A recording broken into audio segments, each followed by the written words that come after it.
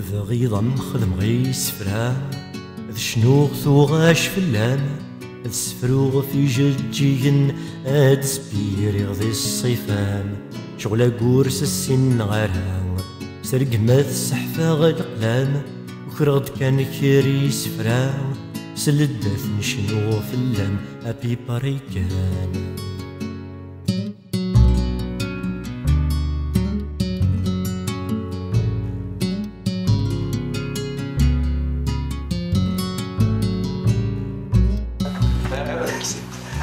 C'est bien l'organisme, c'est ça? Oui, c'est ça. Bon, c'est juste pour ne pas être trop négatif, parce que au début j'ai lancé ce débat sur la femme et l'esprit négatif des gens par rapport à la femme. Non, je peux dire que le fait que je sois présente peut-être aujourd'hui, c'est qu'il y a quand même un pourcentage assez important des hommes kabyles qui respectent la femme. Mais il fallait parler de ça parce qu'il y a quand même cette minorité et il faut qu'on parle de cette minorité. Moi j'ai fait mes études en Algérie, ça fait 6 ans que je suis en France. Et j'ai des frères, je suis la plus jeune de ma famille. J'ai la chance d'avoir des frères qui ont cette ouverture d'esprit, qui ont du respect pour la femme. Si je dis qu'il faut parler de ça, moi, jusqu'à l'âge de 18 ans, je croyais que la femme kabyle était libre. Je vis dans une région où la femme, où toutes les femmes, je peux dire que même les femmes plus de 90 ans dans ma région, elles parlent la langue française. Je viens d'être Hicham, je viens de Michelet. Dans ma région, les femmes, elles travaillent depuis les années 60.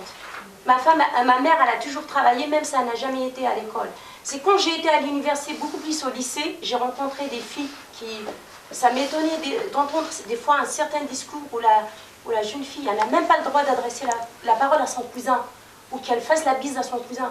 Moi, ça m'a choqué, ça. Et quand j'ai trouvé ça encore plus à l'université, c'est là que je retrouve quelque part le roman de Youssef, c'est que tout ce qu'il avait dit, moi je l'ai vécu en Algérie. On dit que c'est une fiction, on parle d'Amina, mais quelque part, à chaque fois vous reprenez une phase de chaque femme algérienne. Il y a la femme intellectuelle, c'est Amina quand elle s'intéresse à l'histoire. Et il y a la prostituée. Moi j'ai vécu à l'université, j'étais dans une cité universitaire, j'étais déçue de l'image qu'on avait de l'étudiante algérienne, principalement de l'étudiante à Tizi Ouzou. On était là pour étudier, on trouvait quand même des hommes qui tournaient autour de la cité universitaire, c'était choquant. Moi, quand je sortais de la cité universitaire, je me sentais au niveau bas, parce que je voulais représenter une femme cultivée, qui fait des études, mais quand je voyais les hommes qui tournaient autour comme des vautours, je m'excuse pour ces termes, ça me choquait parce que quelque part c'est de ma faute. Je suis une femme et tourner autour d'une cité universitaire pour jeunes filles. Il faut qu'on parle de ça. C'est vrai, c'est pas pour dire que les hommes kabyles ne respectent pas la femme, mais il y a cette minorité, il faut l'exterminer, cette minorité. La femme, oui, quand je dis exterminer, dans le sens il faut lui changer d'avis, je ne suis pas une terroriste. Et un deuxième point, c'est juste pour que j'aille au bout de ce que je voulais dire, quand c'est ça, parler de l'islamisation, quelque part, je pense qu'on est tous coupables ici, on n'arrête pas de parler, mais on est coupable parce qu'on ne véhicule pas notre savoir-faire. Entre la génération de Youssef, quelque part c'est la génération de mes frères, quand je vois leur savoir-faire, comment ils savent faire les choses, l'information qu'ils véhiculent, et notre génération, la génération qui vient d'arriver, moi je suis choquée quand je rentre en vacances en Algérie, je trouve des jeunes de 14 ans qui vont à la mosquée. Je ne suis pas contre aller à la mosquée, mais ils ne trouvent que ça comme refuge, parce qu'il n'y a rien. Il n'y a rien. Avant, il y avait une association qui avait ouvert une bibliothèque où on faisait des donations de livres pour ces jeunes, mais là, il n'y a rien. Quand je rentre, le seul refuge des jeunes, c'est la mosquée. Quelque part, nous aussi, on est coupable derrière la génération d'avant, on est coupable parce qu'elle n'a pas su faire passer l'information. Et puis, voilà, c'était juste une idée que je voulais. Merci. Allez, ça fait un beau témoignage. Moi, je voulais vous remercier pour ce livre parce que je ne l'ai pas encore lu, mais enfin, j'écoute j'ai écouté, vous avez énuméré un peu tu as énuméré un peu les idées, et je trouve qu'en fait, c'est un livre qui tombe à pic en ce moment en Kabylie, avec l'acharnement arabo-islamiste qui est en train de se propager dans toute la Kabylie. Et en fait, tu as énuméré un peu, enfin, on connaissait hein, la corruption algérienne, etc. Tous ces sujets sont assez connus, mais tu as mis un point sur l'inceste, qui est tabou. Et je pense que c'est la première fois qu'on parle de l'inceste dans un livre. Donc moi ma question c'est de savoir, si tu as écrit ça, c'est que ça te tenait à cœur. Et je voulais savoir si ça existait en Kabylie. Est-ce que tu as rencontré des femmes qui aidaient justement des jeunes filles qui ont subi l'inceste? Parce qu'en ce moment, moi quand je suis partie l'année dernière en Kabylie, j'ai été choquée par le nombre de jeunes filles qui étaient enceintes, qui avaient 12 ans, 13 ans et qui étaient enceintes et qui ne savaient même pas qu'elles étaient enceintes. Donc leur mère les emmenait chez le médecin et soit elles se faisaient avorter ou soit les mères elles faisaient des choses pour cacher dans cette société, attention, où tout est tabou, il fallait cacher la grossesse de la jeune fille. Donc je voulais savoir si tu étais en contact justement avec des associations, non, pas vraiment, parce qu'il faut vraiment une prise de conscience. Non, franchement, je ne suis pas en contact avec ce genre d'association, mais bon, maintenant je suis déjà à Paris depuis quelques années. Mais ce phénomène, comme d'autres, existe. Ce livre, ce n'est pas un livre sur l'inceste, attention. Non, j'ai bien compris, c'était voilà. Un des points. Mais quand je dis... pourquoi d'abord j'ai décidé que ce soit la femme qui parle? Parce que la femme n'a pas toujours le droit de prendre la parole. C'est pour ça que je me suis mise dans la peau d'une femme et c'est elle qui raconte les choses. Maintenant, quand je dis la condition de la femme, on est en train d'en parler et on peut rester des jours ici, on va encore en débattre. Hein. Mais maintenant, je pense que c'est bien d'essayer d'avancer les choses. Je pense que ce serait bien de faire des synthèses, ça serait bien de voir un peu la réalité des choses. Hein. Encore une fois, moi-même, peut-être je vais dire des choses qui sont un peu approximatives, parce que en Algérie, en Afrique du Nord en général, il n'y a pas de transmission de savoir. Les universitaires, les intellectuels ne jouent pas leur jeu et malheureusement, souvent ils sont corrompus. Le drame algérien d'aujourd'hui, c'est que le système en place a corrompu pratiquement 95% de la population. Donc, c'est ce que je disais tout à l'heure, c'est la course à l'argent. Maintenant, ces phénomènes existent effectivement en Kabylie. Ces phénomènes sans collatéraux de la situation politique. Ils ont existé de par le passé, mais ils étaient tués. Il faut savoir aussi qu'il y avait des lois très sévères en Afrique du Nord, pas seulement en Kabylie, hein, par rapport à la femme qui faute. Je voudrais revenir à la condition de la femme en Kabylie. Bon, j'ai vécu là-bas jusqu'à 26 ans. Il faut arrêter aussi. Nous sommes une société comme toutes les sociétés. Nous avons nos problèmes, mais si comparant le comparable, comme on dit, nous sommes un pays tiers-mondiste, la femme kabyle n'est pas maltraitée par rapport à d'autres femmes. Moi, je dirais même le contraire. C'est l'une des régions où la femme est respectée. Il y a la monogamie, c'est très important de le signaler, où la femme a le droit de parler chez elle. Elle a le droit, en Kabyle, on dit la femme, ça se fera. Après, c'est vrai, on a beaucoup de choses à apprendre, mais je suis contre aussi l'émancipation au titre on apprend progressivement. Je ne vois pas... Merci pour votre témoignage. Vous êtes plus apte à en parler en réalité. Est-ce que vous allez en Kabylie ces derniers temps? Oui. C'est vrai? Votre dernier séjour, c'est quand? Ça fait 2 ans. Ça fait 2 ans, mais je suis en contact continu avec des cousins, des cousines. Moi, j'ai senti l'agression plutôt à l'extérieur, pas au village. Je suis respectée par tout le monde. Je parle avec tous les jeunes de mon village, il n'y a pas de souci. Ensuite, il y a des sujets qu'on n'aborde pas, ça c'est normal. On aborde certains sujets à la fac plus facilement, à l'école plus facilement qu'à la maison. Mais j'ai senti l'agression plus à l'école. Où on nous disait certaines choses, il fallait faire la prière, l'islam, tout ça. On nous apprenait à faire la prière à 7 ans.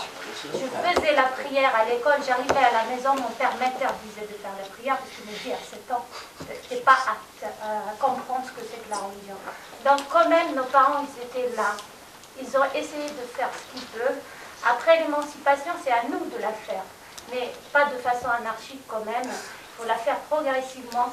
Et avec notre modèle, pas en suivant les autres. Voilà. Merci. Oui, je suis là. C'est moi, il n'y a pas de problème. Mais comme vous êtes nombreux, forcément, chacun doit attendre son truc. Je crois qu'on est tombé dans un travers bien français, parce que moi, je ne crois pas à cette féminisation du monde. Il y a des problèmes en Kabylie, il n'y a pas un problème de femmes. C'est-à-dire qu'une société il y a une société qui est malade, le problème de la femme est un symptôme, ce n'est pas la maladie. C'est-à-dire quand vous dites que les femmes sont malheureuses en Kabylie, est-ce que vous pensez que les vieux sont heureux en Kabylie? Les enfants, sont-ils heureux en Kabylie? S'il y a un problème de la femme, les premiers qui souffrent, c'est les hommes. Il y a un problème en Kabylie, s'il y a un problème de la femme, les premiers qui souffrent, c'est les hommes. Il y a un problème en Kabylie parce que toute l'Algérie a des problèmes, parce que nous sommes dans un pays du tiers-monde, notre identité a été cassée, on a été maltraité par l'histoire, on a des problèmes d'identité, on n'arrive pas à trouver notre mode de vie, notre culture, notre place dans cette modernité, dans cette mondialisation. En fait, il y a un problème, et ce problème, parmi ces symptômes, c'est la relation entre la femme et l'homme. Avant, moi je me souviens, on était un pays, enfin, quand je vous dis avant, quand j'étais enfant, je me souviens, il y avait une harmonie dans les relations entre hommes et femmes. Il y avait de l'amour.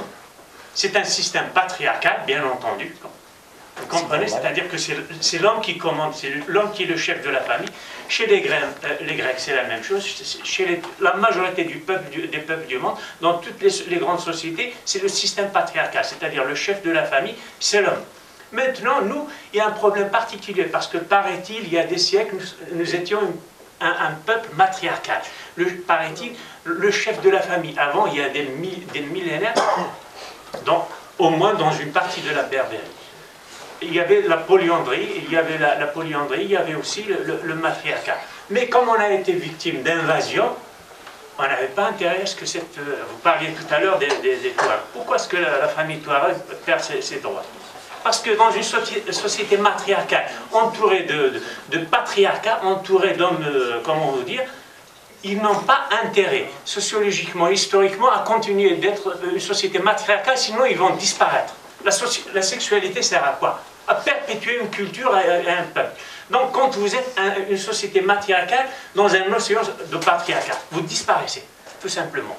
Donc en Kabylie, nous, on a un problème spécifique en termes de femmes, c'est vrai. Mais en réalité, si on veut parler scientifiquement, on va dire qu'on a un problème sexuel. On a un problème de relation entre femmes et hommes. Pourquoi? C'est pas facile d'en parler. Il faut des spécialistes, des psychologues, des sociologues, etc. pour approfondir le problème. Mais en réalité, si on essaie de parler superficiellement, on n'a pas de problème. C'est-à-dire, comparativement à d'autres, la femme kabyle a plus de chances de devenir médecin chez nous qu'ici en France. Ici, il y a de la liberté de la femme, c'est vrai. Mais faites-moi une statistique sérieuse pour me dire combien de femmes kabyles qui ont fait leurs études ici en France et qui sont devenues médecins. Ou même institutrices, même pas médecins. Ça n'a rien à voir. Mais oui, justement, c'est pour dire que le problème, il est quantité. Le problème, il n'est pas aussi simple que ça. C'est-à-dire, quand vous dites qu'il y a un problème de femmes, je ne suis pas d'accord. Est-ce que les hommes, ils sont heureux là-bas?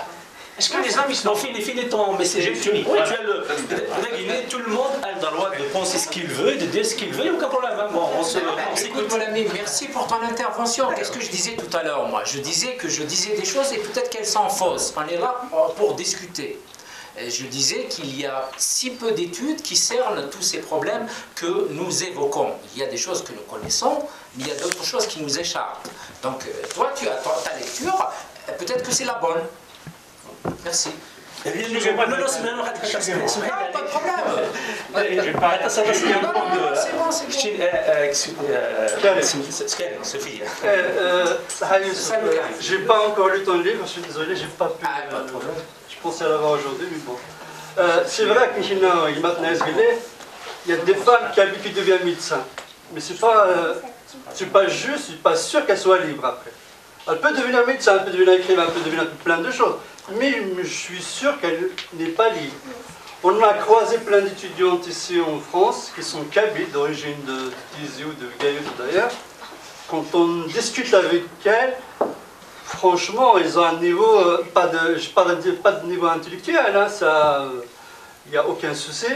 Mais quand on commence à parler de tradition, de gestion de société, de la femme et tout ça, elles n'ont pas bougé d'un millimètre par rapport à nos mères, à nos grands-mères et tout ça. Moi je pense que c'est vrai, le constat est là, la liberté de la femme n'a pas de liberté en Algérie, même en Kabylie. C'est un constat, on ne peut pas se cacher, je sais pas quoi, raconter des histoires et tout ça. On est une société macho, il faut le reconnaître, on le reconnaît. Personne ne laissera ici sa sœur sortir ou aller acheter un livre. Je dis pas, disons, il y a un pourcentage très minime quand même. Il faut pas. Soyons réalistes. Hein, soyons réalistes. Après, le problème, c'est ça.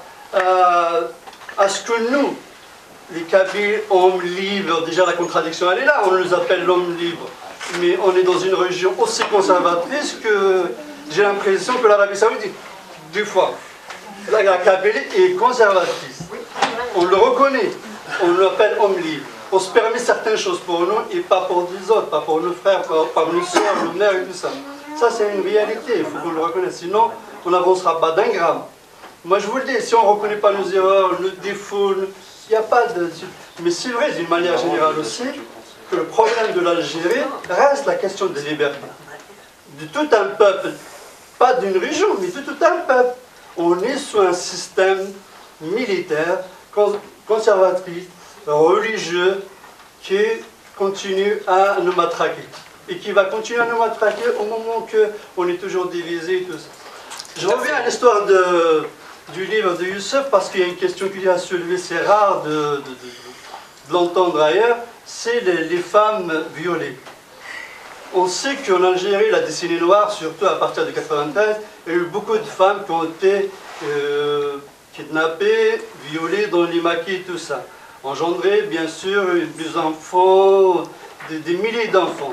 J'aimerais bien avoir ton avis là-dessus, parce qu'aujourd'hui, on se retrouve avec des gamins 15-20 ans qui ne sont pas reconnus par l'État algérien, par le système d'une manière générale, et par la société. J'aimerais bien avoir ton avis là-dessus. Ben oui, c'est une question très pointue qui demande une réponse précise. Encore une fois, je n'ai pas les éléments pour te répondre précisément, mais je comprends ce que tu viens de dire. Il y a 3 ans, une journaliste du Jeune Indépendant a eu un prix international. Elle a fait un petit article sur effectivement ces enfants-là, issus les enfants issus donc d'actes de violence, de viol, d'islamisme, et qui sont là. Alors ces enfants-là, ils vivent, mais ils ont eu le problème de s'inscrire à l'école. Et donc on n'a pas voulu les inscrire, c'est dans la région algéroise. Hein.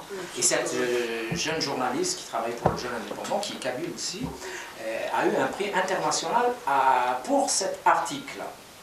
Ce qu'il y a dans mon livre, un petit peu, parce que je connais un peu ce problème, mais je ne le connais pas totalement, parce que tu connais Karim, pour avoir les informations, c'est très difficile.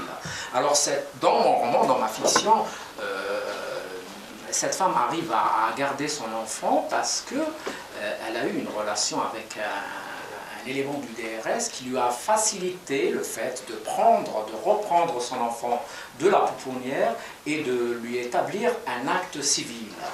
Et d'ailleurs, son père qui l'a violé, dans le roman toujours, a essayé de reprendre l'enfant, mais il n'a pas pu parce que cette femme a eu l'intelligence et a eu la complicité de cet élément qui lui a facilité la tâche, donc il a donné une existence civile à son enfant. Il a même fait plus ça, il a même sous-entendu que c'était son enfant.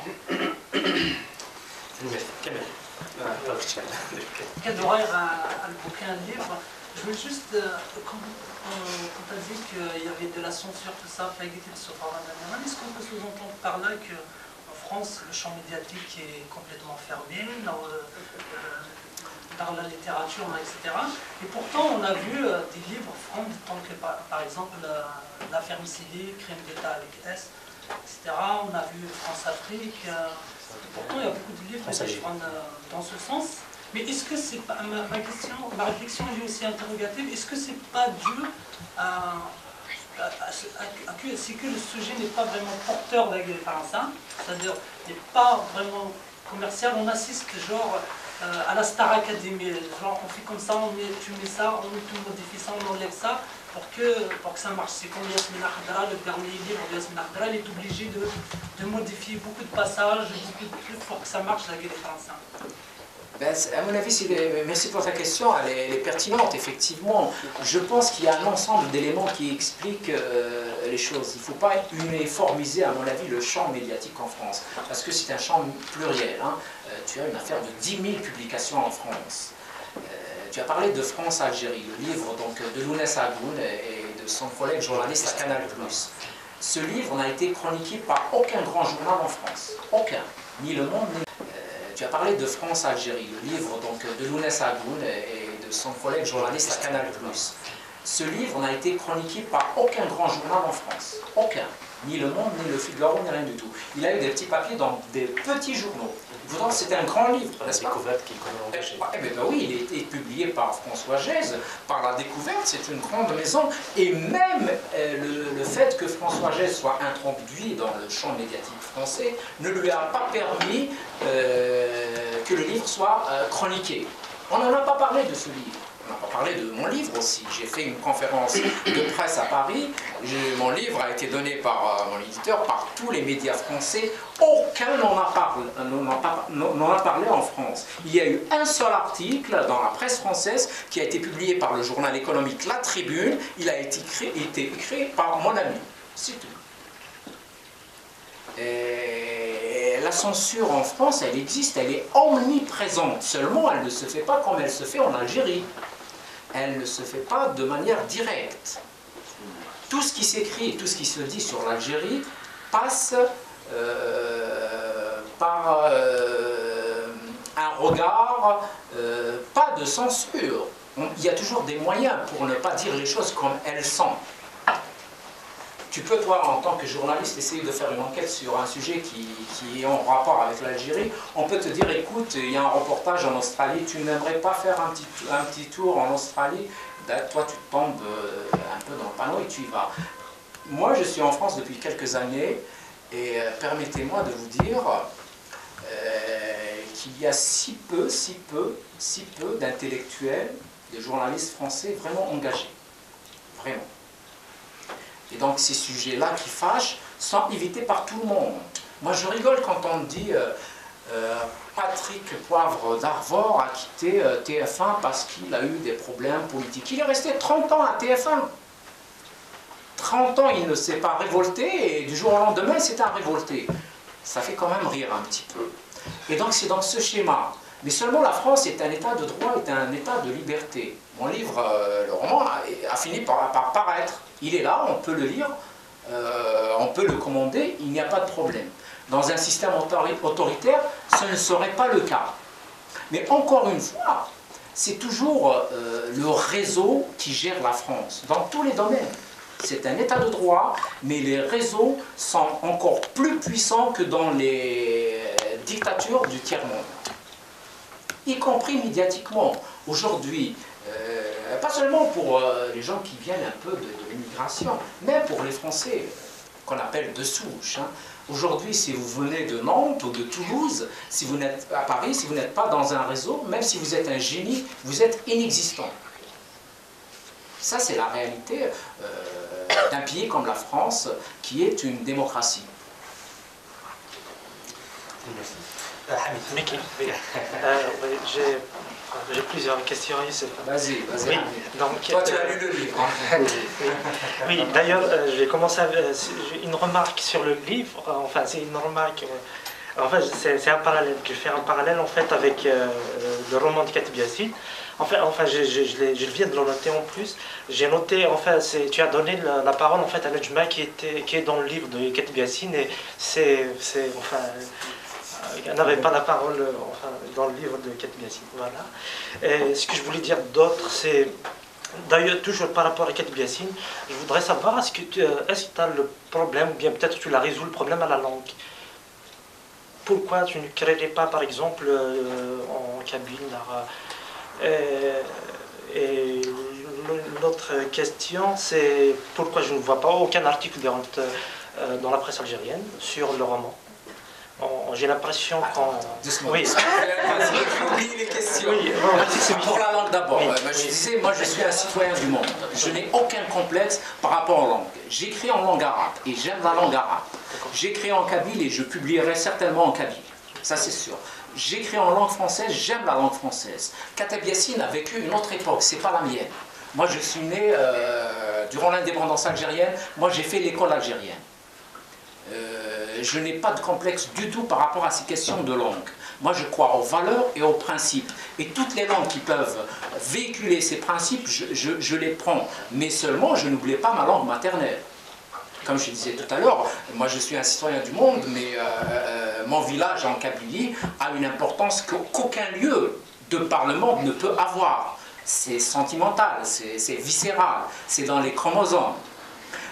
Pour les articles ici, il y a quand même quelques articles dans la presse algérienne, je suis surpris moi-même qu'il y en ait, mais c'est des journalistes qui connaissent un peu ce que j'écris et qui n'ont même pas lu le livre, mais qui ont quand même, qui m'ont fait des interviews. Donc il y a eu la Dépêche de Kabylie, un journal que j'aime pas beaucoup politiquement, mais il y a des journalistes qui savent qu'il y a ce problème et qui écrivent en culture. Donc ils ont fait un long papier, ils m'ont fait une interview. C'est la même chose aussi pour la Nouvelle République.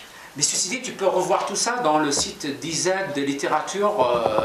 Tu connais le site de notre ami, comment il s'appelle, qui est en Suisse. Donc il a 10 ans. Ce site, vous trouvez tout ce que vous cherchez sur la littérature algérienne. C'est un Kabyle qui est installé en Suisse qui a ce site. Ça fait 10 ans qu'il le fait.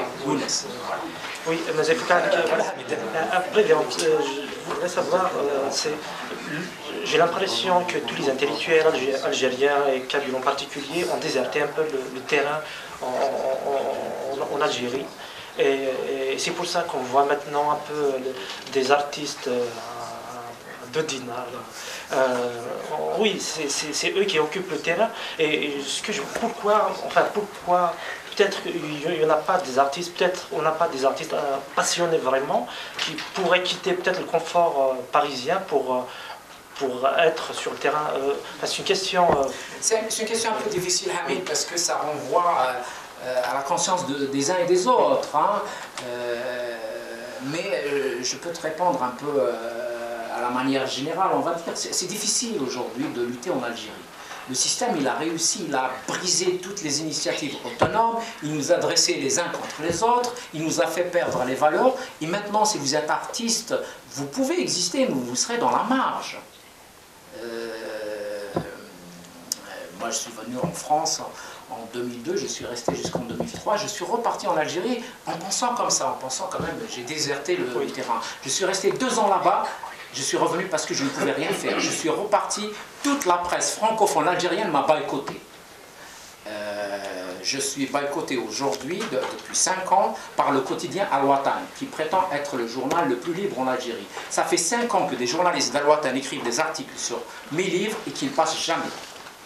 C'est la direction d'Al-Watan qui les censure.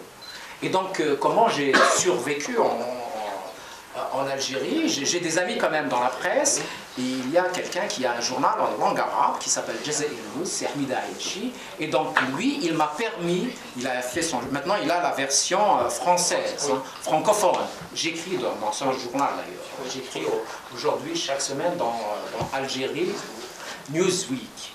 Et donc mon ami Hamida m'a permis de faire un supplément livre en français dans un journal arabophone. Chaque semaine, j'écrivais, c'était publié en langue française dans un journal en langue arabe. Donc, c'est pour dire, à travers ma petite expérience, qu'il est difficile aujourd'hui. C'est un peu un phénomène général, c'est pas seulement pour les intellectuels, il est difficile pour les syndicalistes, il est difficile pour les enseignants, il est difficile pour tous les esprits libres, parce qu'aujourd'hui, le système a effectivement brisé, je me répète un petit peu, tout ça. Donc, qu'est-ce que vous allez faire tout seul? C'est très difficile, hein, c'est très difficile. Et puis même en tant qu'artiste, en tant que chanteur, en tant que quelqu'un qui fait du théâtre, si déjà on vous permet d'exister, vous n'êtes pas médiatisé du tout. Et si on peut vous acculer à des choses extrêmes, on va le faire, on ne va pas se gêner. Hein. Donc le problème est crucial, et c'est un problème en Afrique du Nord, c'est pas seulement en Algérie. Hein. La Tunisie c'est pire, la Libye c'est pire. En Libye on ne parle même pas de ce qui se passe. En Tunisie aussi. Au Maroc on essaie d'en parler, mais c'est difficile aussi. Voilà. dernière. Vraiment Tchengev. Et en plus, en fait, je voulais savoir, enfin, je connais un peu ta position. En fait, c'est sur Camus, en fait. Je voudrais que tu me parles un peu. Camus, c'est un grand écrivain. Par rapport à tous les clichés qui courent sur lui en Algérie. C'est pas des clichés, parce qu'en Algérie, il y a plein d'intellectuels corrompus qui, pour plaire au régime, dénigrent Camus. Camus, il a ses positions, on les connaît. C'est un grand humaniste. Maintenant, ça ne veut pas dire que tout ce qu'a dit Camus est juste, mais on ne peut pas acculer un écrivain pour une phrase ou deux. Mais aujourd'hui, il y a même récemment une pétition de pseudo-écrivains contre Camus, uniquement pour plaire au régime. Ce que je disais tout à l'heure, et malheureusement pour l'Algérie, pour la Kabylie, ça se passe aussi en Kabylie, attention, hein, parce qu'on a tendance à croire qu'il n'y a pas de corruption en Kabylie. Elle existe. L'élite kabyle est corrompue, enfin, en général. Hein, je m'excuse pour les gens qui ne le sont pas, ils ne sont pas intégrés dans ce schéma. Et donc ces gens... tu as parlé de France-Algérie, le livre donc, de Lounès Hagoun et de son collègue journaliste à Canal+. Ce livre n'a été chroniqué par aucun grand journal en France. Aucun. Ni Le Monde, ni Le Figaro, ni rien du tout. Il a eu des petits papiers dans des petits journaux. C'était un grand livre, n'est-ce pas? Découverte qui connaît oui, il a été publié par François Gèze, par La Découverte, c'est une grande maison. Et même le fait que François Gèze soit introduit dans le champ médiatique français ne lui a pas permis que le livre soit chroniqué. On n'en a pas parlé de ce livre. On n'a pas parlé de mon livre aussi. J'ai fait une conférence de presse à Paris. Mon livre a été donné par mon éditeur, par tous les médias français. Aucun n'en a parlé en France. Il y a eu un seul article dans la presse française qui a été publié par le journal économique La Tribune. Il a été écrit par mon ami. C'est tout. Et la censure en France, elle existe, elle est omniprésente. Seulement, elle ne se fait pas comme elle se fait en Algérie. Elle ne se fait pas de manière directe. Tout ce qui s'écrit et tout ce qui se dit sur l'Algérie passe par un regard, pas de censure. Il y a toujours des moyens pour ne pas dire les choses comme elles sont. Tu peux, toi, en tant que journaliste, essayer de faire une enquête sur un sujet qui est en rapport avec l'Algérie. On peut te dire, écoute, il y a un reportage en Australie, tu n'aimerais pas faire un petit tour en Australie? Ben, toi, tu tombes un peu dans le panneau et tu y vas. Moi, je suis en France depuis quelques années et permettez-moi de vous dire qu'il y a si peu d'intellectuels, de journalistes français vraiment engagés. Vraiment. Et donc ces sujets-là qui fâchent sont évités par tout le monde. Moi je rigole quand on dit Patrick Poivre d'Arvor a quitté TF1 parce qu'il a eu des problèmes politiques. Il est resté 30 ans à TF1. 30 ans il ne s'est pas révolté et du jour au lendemain c'est un révolté. Ça fait quand même rire un petit peu. Et donc c'est dans ce schéma. Mais seulement la France est un état de droit, est un état de liberté. Mon livre, le roman, a fini par paraître. Il est là, on peut le lire, on peut le commander, il n'y a pas de problème. Dans un système autoritaire, ce ne serait pas le cas. Mais encore une fois, c'est toujours le réseau qui gère la France, dans tous les domaines. C'est un état de droit, mais les réseaux sont encore plus puissants que dans les dictatures du tiers-monde. Y compris médiatiquement. Aujourd'hui, pas seulement pour les gens qui viennent un peu de l'immigration, même pour les Français, qu'on appelle de souche. Hein. Aujourd'hui, si vous venez de Nantes ou de Toulouse, si vous n'êtes à Paris, si vous n'êtes pas dans un réseau, même si vous êtes un génie, vous êtes inexistant. Ça, c'est la réalité d'un pays comme la France, qui est une démocratie. Mickey, j'ai plusieurs questions. Vas-y. Oui, donc, toi, tu as lu le livre. Hein. Oui, d'ailleurs, j'ai commencé une remarque sur le livre. Enfin, c'est une remarque.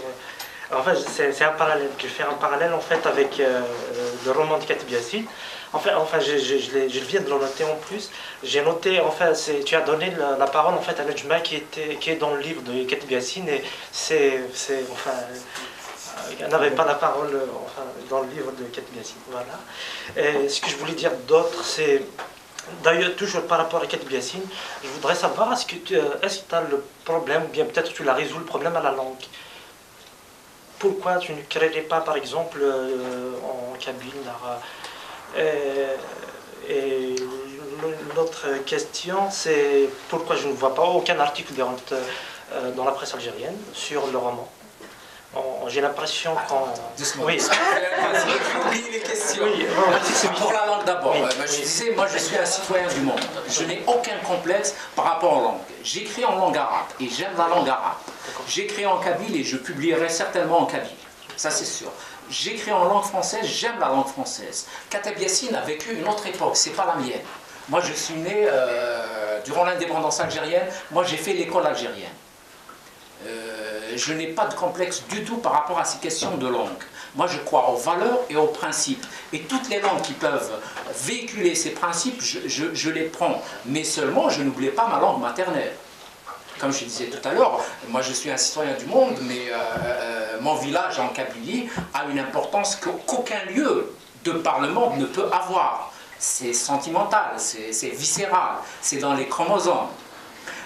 Pour les articles ici, il y a quand même quelques articles dans la presse algérienne, je suis surpris moi-même qu'il y en ait, mais c'est des journalistes qui connaissent un peu ce que j'écris et qui n'ont même pas lu le livre, mais qui ont quand même, qui m'ont fait des interviews. Donc il y a eu la Dépêche de Kabylie, un journal que j'aime pas beaucoup, politiquement, mais il y a des journalistes qui savent qu'il y a ce problème et qui écrivent en culture, donc ils ont fait un long papier, ils m'ont fait une interview. C'est la même chose aussi pour la Nouvelle République.